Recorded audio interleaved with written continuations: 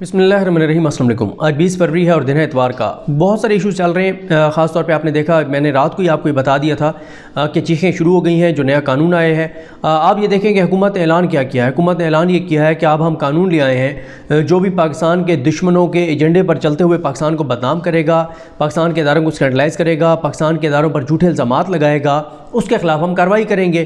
साथ ही 35 अभी ऐलान ख़त्म नहीं हुआ था कि 35-40 जो सहाफ़ी हैं वो सीना पीटते हुए, ख़वातीन भी और मर्द भी, वो सोशल मीडिया पर निकल आए हैं और चीखने चलाना शुरू कर दिया कि हाय हाय हमारे ख़िलाफ़ हमारे ख़िलाफ़ कार्रवाई हो रही है, हमारे ख़िलाफ़ कानून ले आए हैं। वो भाई उन्होंने कहा है कि जो पाकिस्तान के दुश्मनों के हाथ चढ़ के, जो पाकिस्तान के दुश्मनों से पैसा लेकर, जो पाकिस्तान के दुश्मनों की खुशनुदी के लिए, जिसको पाकिस्तान से नफ़रत है, जो पाकिस्तान का अंदरूनी दुश्मन है, जो पाकिस्तान के अंदर रहते हुए पाकिस्तान का नमक खाते हुए नमक हराम है, उनके ख़िलाफ़ उन्होंने कहा है। तो आप क्यों सीना पीटते हुए सामने आ गए कि हाय हाय हमारे ख़िलाफ़ कर रहे हैं? भाई आप अगर तो आप नहीं है पाकिस्तान के दुश्मन तो आपको कोई मसला नहीं होना चाहिए। कहीं पे इस ऑर्डिनेंस में नहीं लिखा हुआ कि जनाब खबर लगाने वाले को या सच्ची खबर देने वाले को या हुकूमत की करप्शन को बेनकाब करने वाले के खिलाफ कार्रवाई होगी, या ये तो कहीं नहीं लिखा हुआ। खैर, इस टॉपिक पे अलग से भी तफसील से बात होनी है। अभी मैंने कहा थोड़ा सा आपको बता दूं कि बड़ी चीखें जो है ना वो आपको सुनाई दे रही हैं, आसमान तक इनकी चीखें जा रही हैं। और अभी तो जैसे ही कार्रवाई शुरू होगी फिर मज़ा आएगा। अल्लाह करे कि कार्रवाई शुरू हो। लेकिन ये भी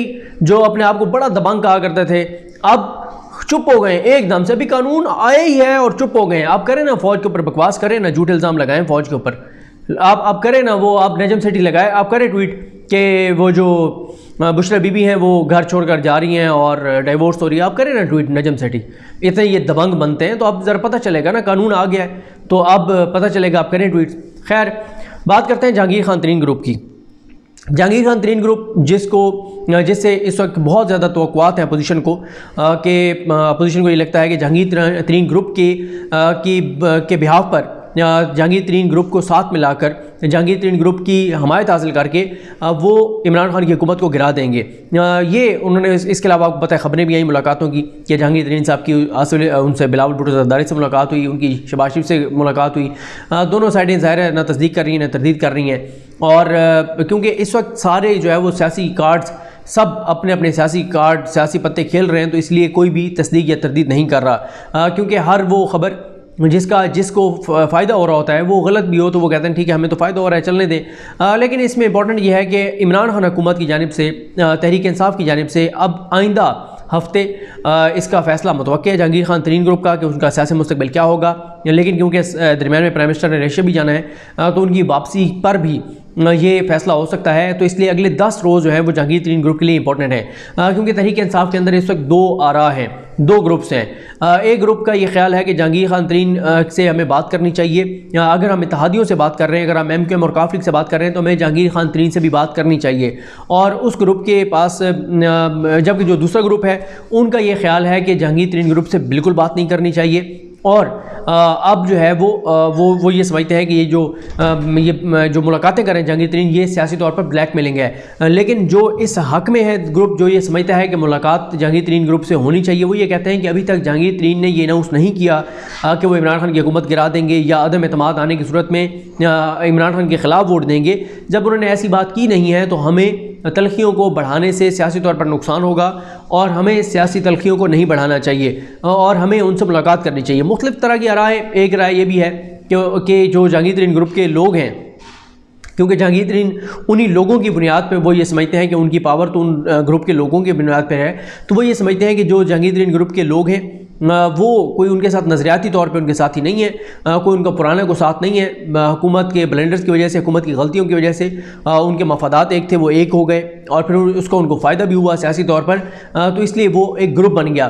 तो वो ये समझते हैं कि एक एक करके उस ग्रुप के जो अरकान हैं उनको इंगेज किया जाए, मुख्तलिफ लोग उनको इंगेज करें। कुछ को वज़ीर आला पंजाब उस्मान बुज़दार इंगेज करें, उनसे मुलाकात करें, उनकी कोई शिकायत हैं तो उनको दूर करें और इस तरह से जहांगीर तरीन को जो है वो तनहा किया जाए। लेकिन इस वक्त क्योंकि जो जहांगीर तरीन ग्रुप है वो पहले ही इतना कुछ कर चुका है कि असल में अब दोनों साइडों पे सूरत हाल ये है कि जहांगीर तरीन ग्रुप भी ये समझता है, उनके जहन में भी एक खदशा है और वो खदशा ये है कि कहीं ऐसा ना हो कि हम नून लीग के साथ भी बात ना करें, हम किसी और के साथ भी बात ना करें और पता चले कि जब इलेक्शन करीब आए तो इमरान खान की जानिब से अनाउंस किया जाए तहरीक इंसाफ की जानिब से ऐलान किया जाए कि जहांगीर तरीन ग्रुप के किसी मेंबर को टिकट नहीं दिया जाएगा, तो वो ये समझते हैं कि ना हम इधर के रहेंगे ना हम उधर के रहेंगे। तो इसलिए वो ये समझते हैं कि वो उधर भी एक विंडो खोल कर रखें, उधर भी एक दरवाज़ा खोल कर रखें, वो उनसे भी बात करें। अच्छा, नून लीग के लिए भी कोई आसान फैसला नहीं है कि नून लीग अभी से ये उनको ये कमिटमेंट दे दे कि जी बिल्कुल हम नून लीग का टिकट आपको देंगे। अभी हवा का नहीं पता, फ़िज़ा का नहीं पता, हालात का नहीं पता, इलेक्शन कब होंगे, कैसे होंगे, क्या होगा क्या नहीं होगा। तो इस मौके पर मुस्लिम लीग नून भी अफोर्ड नहीं कर सकती कि मुस्लिम लीग नून इस मौके पे उनको कमिटमेंट दे दे बड़ी। नून लीग भी इस पोजीशन में नहीं है और जहांगीर तरीन ग्रुप भी बड़ी समझदारी से अपने कार्ड खेलेगा। वो भी ऐसा नहीं है कि वो अनाउंस कर दें कि जी हम अपोजिशन के साथ हैं, पता चले कि अदम एतमाद ही नहीं आई, और पता चले कि जनाब अदम एतमाद अगर आई है और नाकाम हो गई है, और साथ ही नून लीग से भी उनको टिकट ना मिले उनके ग्रुप के लोगों को, और पीटीआई से भी ना मिले, तो खुदा ही मिला, ना विसाले सनम, ना इधर के रहे ना उधर के रहे। तो इस वक्त जो सूरत हाल है वो बहुत एक कन्फ्यूजन का शिकार है सब।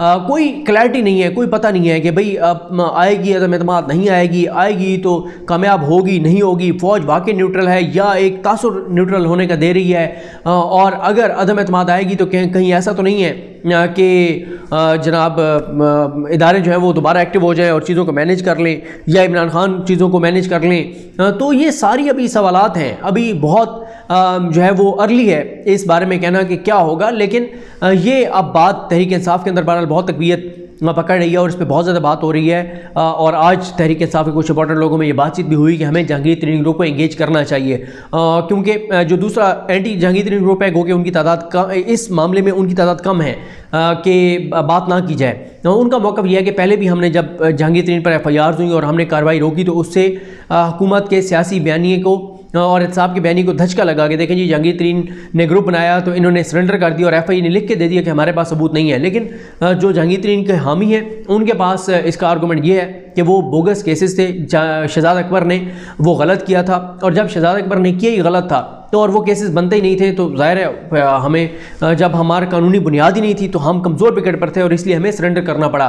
तो इसलिए अभी सब ने अपने अपने जो है वो कार्ड्स जो है वो जो मेन कार्ड्स हैं वो जिस तरह से वो शेख रशीद साहब कहते हैं कि छाती से लगाए हुए हैं, कोई अपने पत्ते नहीं दिखा रहा कि कौन सा कार्ड खेलेगा, कौन सा पत्ता खेलेगा, क्या होगा। अभी एक सियासी तौर पर काफ़ी गहमा गहमी जारी है, लेकिन इस चीज़ के बहुत ज़्यादा इम्कानात हैं कि अगले हफ्ते जो बल्कि अब तो तारीख चेंज हो गई है, आज से शुरू होने वाला हफ्ता है, इसमें जहांगीर तरीन ग्रुप के हवाले से बड़ा फैसला जो है वो हो सकता है। उनको इंगेज करना है नहीं करना, और जहांगीर तरीन से बरह रास्त बात करनी है या नहीं करनी, क्योंकि जहांगीर तरीन से बरह रास्त अगर बात करनी है तो वो फैसला भी इमरान खान साहब करेंगे कि जहांगीर तरीन से अगर बात करनी है तो कौन करेगा, क्या कौन कौन से मिनिस्टर्स जाएंगे, कौन कौन से सीनियर मिनिस्टर्स उनसे बात करेंगे।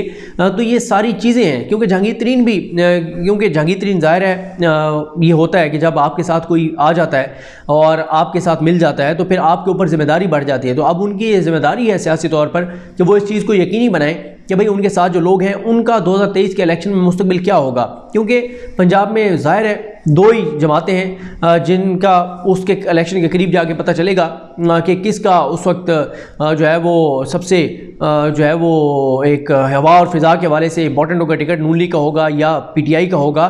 लेकिन जिसका भी हो 19-20 का फ़र्क होगा, सख्त मुकाबला होगा। तो इनके साथ जो ऐसे लोग हैं जो पॉलिटिकल फैमिलीज़ के हैं वो ये अफोर्ड नहीं कर सकते कि वो नून लीग से भी चले जाएं, हाथ धो बैठे नून लीग के टिकट से भी और PTI से भी फारिग हो जाएं, वो ये अफोर्ड नहीं कर सकते। आप नवानी ख़ानदान का देख लें, बखर में वो इस पोजीशन में है कि वो जो है ये एक सनाउल्लाह खान मस्ती खेल की सीट को छोड़कर वो इस पोजीशन में है कि बाकी 5-6 सीटें जो हैं वो सब की सब सीटों पर वो जीतने की पोजीशन में है। लेकिन उनको भी ज़ाहिर है जो है वो किसी न किसी जमात का टिकट चाहिए होता है। जब मुकाबला सख्त हो और टफ़ हो तो 10-15 हज़ार जो एक हवा और फ़िज़ा होती है, जो पार्टी का वोट होता है उस वो फैसला कौन होता है।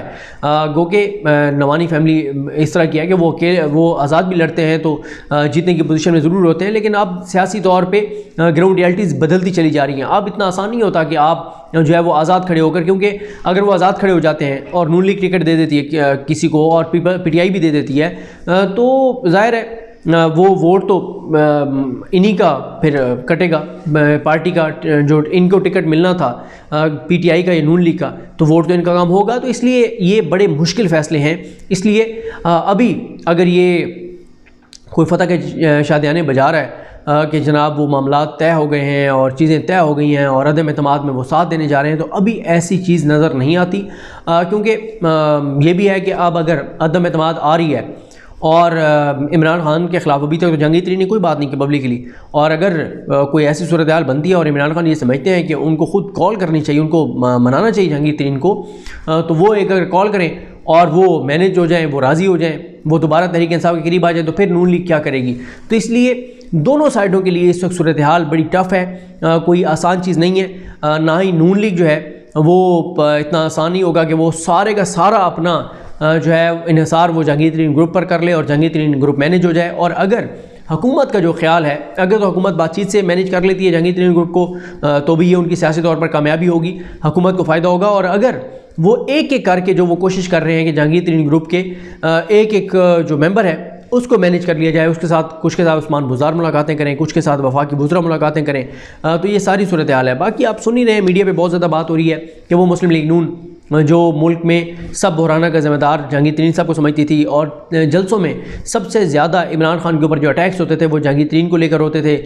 चीनी के हवाले से जितने वो इल्ज़ामात लगाते थे वो जहांगीर तरीन पर लगाते थे, सारे उनके बयानात। लेकिन आज वही मुस्लिम लीग नून जो है वो दर पर गई जहांगीर तरीन के, उनकी मिन्नतें कर रहे हैं, तरले कर रहे हैं, उनके पाँव पकड़ रहे हैं। तो ये इनकी आप देख लें इनकी सूरत हाल मुस्लिम लीग नून की, जो बड़े जो है वो नज़रियाती और इनकलाबी बन गए थे, जो कहते थे कि अब तारीख़ हम बदलने आए हैं, हम निज़ाम बदलने आए हैं, हमें इक़्तिदार नहीं चाहिए, वो उसी इक़्तिदार के लिए अब जहांगीर तरीन से भीख मांगते फिर रहे हैं। तो अगला हफ़्ता 10 दिन इंपॉर्टेंट है कि जहांगीर तरीन ग्रुप जो है उसका मुस्तकबिल क्या होगा, क्या हुकूमत उनको मनाने में कामयाब हो जाती है, वो पब्लिकली अनाउंस कर देते हैं कि जनाब अदम एतमाद अगर आती है तो हम हुकूमत के साथ खड़े होंगे। क्योंकि आपको याद होगा जब पहले इमरान खान के हवाले से बहुत एक टफ सूरत हाल आई थी, तो उसके बाद राना सनाउल्लाह ने 4-5 टॉक शोज़ में ये कहा कि जहांगीर तरीन ग्रुप हुकूमत नहीं गिराना चाहता था, जहांगीर तरीन ग्रुप इमरान खान की हुकूमत नहीं गिराना चाहता था। उन्होंने कहा कि सईद अकबर नवानी मेरे दोस्त हैं, जो पंजाब असम्बली में जो पार्लिमानी लीडर है जहांगीर तरीन ग्रुप के, और वफाकी